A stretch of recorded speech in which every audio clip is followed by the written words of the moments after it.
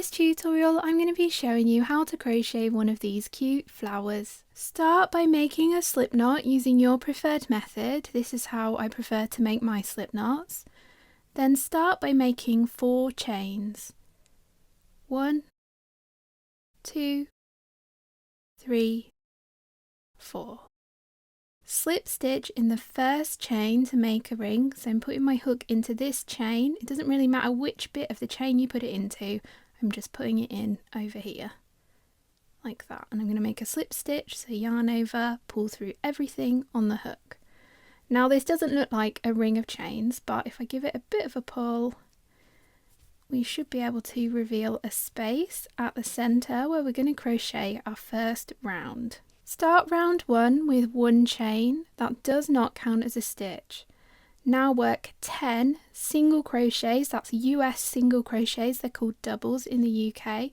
So we're doing 10 US single crochets into the center of that chain ring. So my hook's going in there at the center of the chain ring.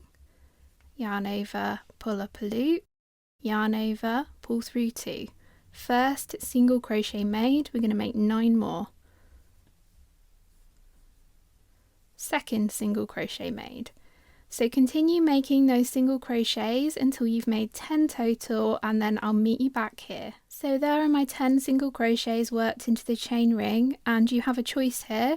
We can continue on with the same colour just like with this flower here, or we can change colours at this point. It's entirely up to you. I'm going to be changing colours. So because I'm changing colours, I'm just going to snip my yarn tail of the old colour. Then I'm going to pull up the end of my next colour ready. So to change colours, we're going to make a slip stitch. So I'm going to slip stitch in the top of this stitch here. So I'm going in there. So that's the first stitch of the round. I'm going to lay my next colour over the top of my crochet hook. I'm going to pull that loop of the new colour through everything that's on my crochet hook. So through that stitch and through the loop that was on my hook. I've left a tail here of about 5 or 6 inches because we're going to come back and weave these in at the end. To start row 2, make 2 chains. 1, 2. Into the next stitch, so we're skipping this stitch here that we've just slip stitched into, so that stitch there, we're going into this stitch. We're going to make 2 US double crochets. They're called trebles in the UK. So 2 US double crochets in that stitch there. 1,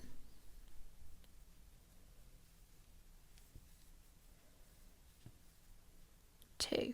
Next, chain 2. 1, 2. Slip stitch in the next stitch, so in this stitch here.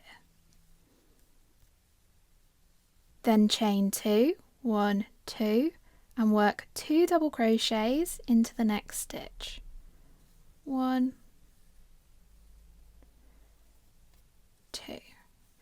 And we're going to repeat that all the way around until we've made 5 petals. So chain 2, slip stitch into the next stitch, chain 2, 2 double crochets into the next stitch. So repeat that all the way around, and then I'll meet you back here just as you get to this final stitch, and I'll show you how we finish off. So I've almost made my 5th petal. 1, 2, 3, 4, 5. And if we have a look, my next stitch is actually the slip stitch where we changed colour. So to finish off this final petal after those 2 double crochets, chain 2, 1, 2, and then we're actually going to slip stitch in that same slip stitch there that we made. So I'm going in there to make a slip stitch. And then snip your yarn.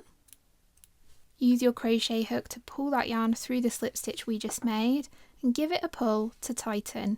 We're now ready to secure our ends. Thread that end we just secured onto a tapestry needle and put your needle through that slip stitch there that we just made it. There, to the back of the work. Now we're ready to weave in our ends, so turn your flower over to the back. To weave in our ends, run your needle underneath a few stitches.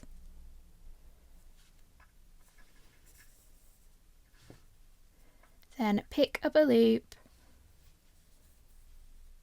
and work back across those same few stitches. Snip your end